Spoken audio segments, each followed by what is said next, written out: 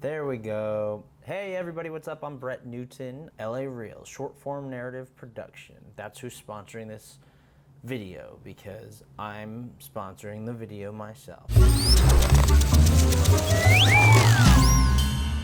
I make a lot of short form narrative content. I do a lot of like two-man shooting. I've done, when I've had to, a lot of one-man shooting, but since I'm primarily doing narrative, my biggest concern is always having great audio. Today, I just wanted to test 3 different audio recording devices. One, the Rode Wireless Go, which I have right here, and I have it running to a lavalier on an omnidirectional mic. So this little bad boy, you see it's actually facing down, but omnidirectional means it's picking up everything around here. A good buddy of mine, Paul Sorhan, who runs the sound department for Dynasty, the television show, he basically kind of was like, yeah, man, you can face it down. It's totally cool.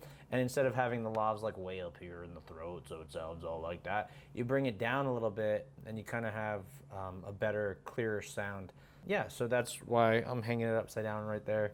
Obviously, if you're doing narrative, you want it to be hidden. I actually have a cool little microphone. Paul Sorhan of Dynasty actually gave this to me as a present. So this is a tram lavalier.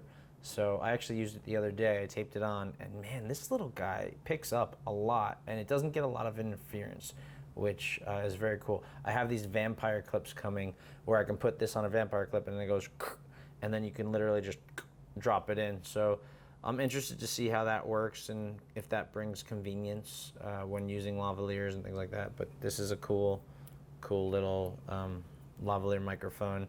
And then this one is a Sennheiser lavalier, the one that is attached to me, that I don't actually have running on a Sennheiser lav because I'm only testing the Rode Wireless Go right now. Just to be clear, I have the Rode VideoMic Pro, the Rode Wireless Go, and the Rode NTG 3. Wow, I have a lot of Rode sound right now.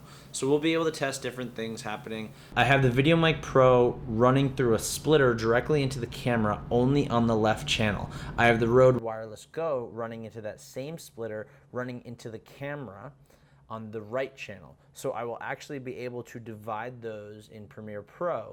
So I can have the left channel and the right channel separately, and both of those channels will record onto the same card and sync directly to the video. This is actually the first time I'm doing that. I just got the splitter from Amazon today in the mail. So that's exciting, and that's why I'm doing that. So I have the boom mic. So this is the boom right there, and then that's the VideoMic Pro. They're literally at the same distance. It's about 2.5 feet away from my face, both mics. The only thing that is close is the lavalier from the Rode Wireless Go. When I plug audio into the camera, the preamp in the DSLR, or in this case it's a Sony a7 III, so it's a mirrorless camera. Oh, that's Reggie. Well, he's eating his toys, so that's nice. You can hear this little honking horn. So the preamp in the DSLR cameras or the mirrorless cameras, they're not great for recording sound. So what you want to do is let the sound device do the work. So you bring the preamp down. I actually have the preamp set in the camera right now at 6. So I think it goes all the way up to like 25 or like 30. So I mean, that's way low. And then what I do on the VideoMic Pro, I bring the gain all the way up to plus 20 decibels. And then on the Rode Wireless Go, from my experience and what I've read and seen on YouTube, is that it records a little hotter, and it has 3 decibel settings, like low, medium, and high. So right now I'm recording the Rode Wireless Go on its medium decibel setting. Everything sounds clear, so everything in my left ear, yeah, is the VideoMic Pro, oops. And then everything in my right ear is the Rode Wireless Go. And then everything out in front of me above the VideoMic Pro is the Zoom H6 with the Rode NTG 3. Yes, we're recording on a Zoom H6. I have the recording device recording on the Zoom H6 about 2.5 feet away. It's a relatively quiet room. There is a fan going. I probably should turn that off, but I didn't. So at this point, we'll just keep all the sound consistent and the same. I have that dialed up to a 9 on the recorder for the Rode NTG and the Zoom H6. 18, 12, Okay, so I can see them. They're actually around. They're above and below -12, under -6, and above -18. So that's actually pretty good. That's nice. I mean, I would totally expect that from my boom. Most of the time on sound, I'm doing narrative. I'm 100% most of the time depending on the boom. I will bring lavs in, but usually I won't just do lavs. I'll always do boom as well, just because boom wired is so reliable versus unwired and wireless. The only time I really only use the VideoMic Pro if I'm super like run and gun and it's either documentary style or like quick interview style or like event coverage, you know, and I don't have space to carry around an extra sound recorder and a boom, you know, hanging over my head or whatever. That VideoMic Pro on top of the camera really is great. I just got the Rode Wireless Go, and I figured, why not? It's only $200, and I kept reading all these great reviews about it, and I got it, and I'm actually in love with it. I love it so much. It's actually, it's cool because like now I'm doing a bunch of these wide shots and things on set, you know, for my little scenes that I'm creating. I'll put the whole system in like the top of an umbrella, you know, and then that'll just capture both of my actors, and it's great. It's not as heavy and cumbersome as a regular lav pack, and I mean, the sound quality is actually pretty freaking awesome. Let me just show you what the levels look like. Come on, focus. Minimum focus. Okay.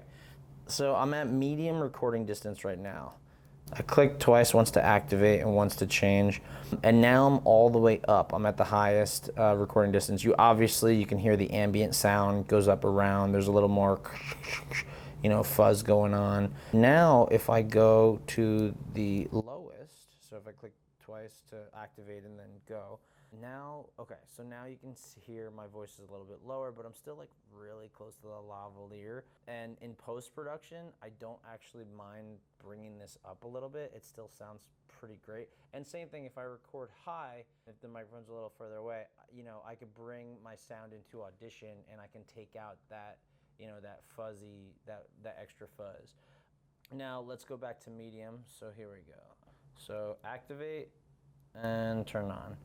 So there we go. You can see, and I hope we know what we're talking about. We're talking about this little guy right here, this little pyramid. So yeah, so that's that. So now we're back at the medium recording levels, and it sounds pretty awesome. Like, I don't mind it. Really, it's just a test between these three audio devices.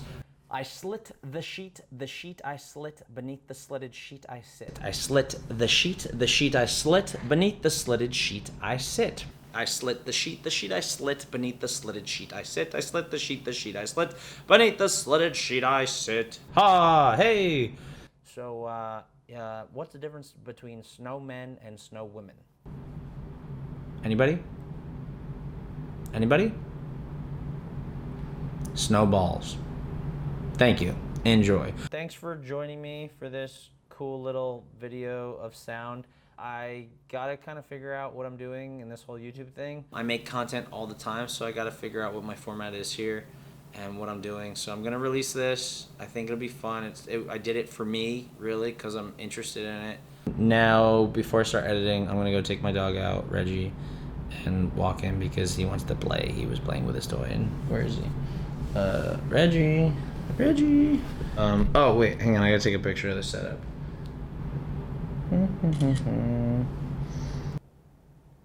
Reggie, what are you doing? Reggie! Alright, bye.